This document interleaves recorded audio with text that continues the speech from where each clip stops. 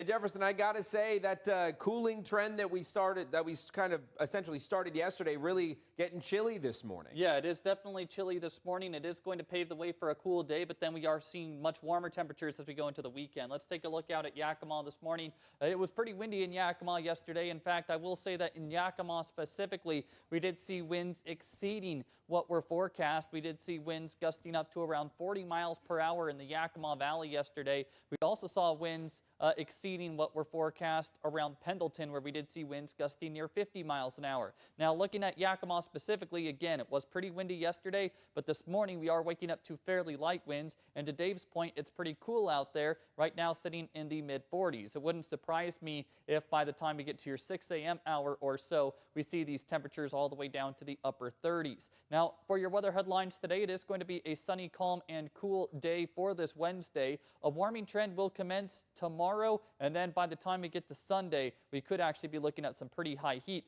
around the inland northwest. We'll discuss when we might, or who all might see temperatures closing in on 100 degrees by Sunday coming up. Thanks, Jefferson. We begin this morning in Walla Walla, where police are investigating the homicide of an infant. Investigators say it started on August 15th when 31-year-old Ramiro Corona Ibarra was arrested for the assault of his infant child. 12 days later, police were notified that the infant had died. Detectives and the state crime lab processed the evidence, which has been sent to the prosecutor's office, and additional charges could be filed. For now, Corona Ibarra remains behind bars on the assault charge.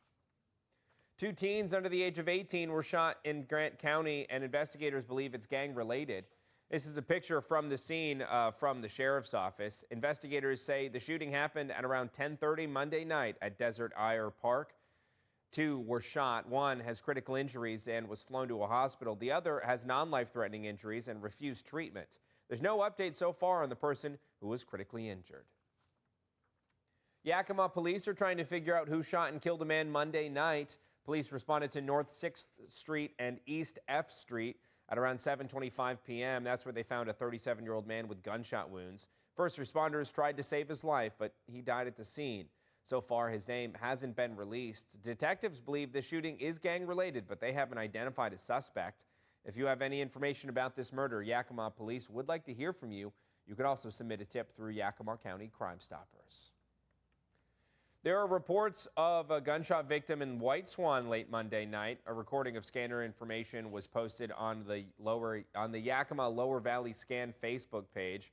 It was called in at around 9:40 p.m. Monday evening. We have reached out to the Yakima County Sheriff's Office for more information, but we have not yet received a response. Prosser police are having a little fun with someone who mailed 5 pounds of marijuana. On their Facebook page, Prosser police say it appears these packages were mailed to an incorrect address in Prosser. It goes on to say, if you're wondering where your 5 pounds of green, leafy, vegetable-like matter is, please come down to the station and claim it. Often, drug traffickers will mail illegal substances to the wrong address and try to intercept the package. Switching gears this morning, more issues for Sunnyside's city leadership. After we reported yesterday that Sunnyside's new city manager has fired the finance director, there are now calls for the mayor to step down. At Monday's council meeting, Councilmember Vicky Frausto proposed a vote of no confidence against Mayor Dean Broersma for allowing this year's budget to be passed with a $4 million deficit.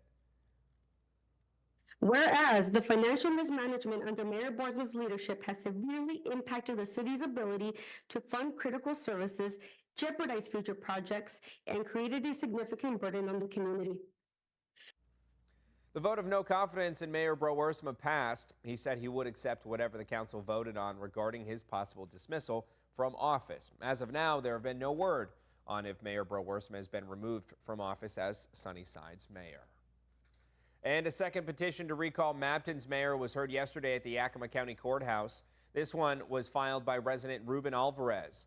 The petition claims that Mayor Rachel Rulas convinced the previous city council to give her a raise of $1,000 a month, retroactively giving her $8,000.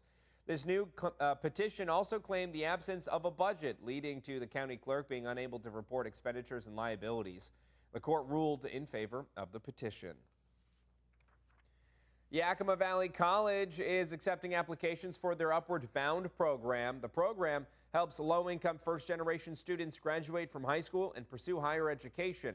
They do this through tutoring, advising, scholarship support, weekly workshops, and a 6-week summer program where they can take classes. Expose them to different college opportunities in the hopes that once they do graduate, they can go to a 2-year college or a 4-year university of their choice. This program helps students in the Toppenish, Sunnyside, Wapato, and Granger school districts. There are just over 30 available openings. Now, Jefferson, let's talk weather here because it's a chilly morning for sure. I'm kind of counting down the days, but I'm also not counting down the days to when we get to say it's crisp in the morning. Sure. Because it's kind of nice, but with, the overall winter vibe, it's not always fun. But let's talk about the temperatures today, though, because this is definitely feeling like autumn. Yeah, it's going to have an autumn-like feel, but we're going to plunge right back into summer as we get towards the weekend or I should say towards the later stages of the weekend, especially on Sunday. Now, I will say that there was a pretty big fire, a big wildfire that broke out near Ritzville yesterday, so hopefully these chilly temperatures this morning have aided in the mopping up of that wildfire, and the cool temperatures today will hopefully aid in those efforts as well. High temperatures around the forecast area will only top out in the mid to upper 70s this afternoon under plenty of sunshine. Wind should be light today as opposed to those gusty conditions yesterday. We'll talk about that warm up as we head towards the weekend coming up.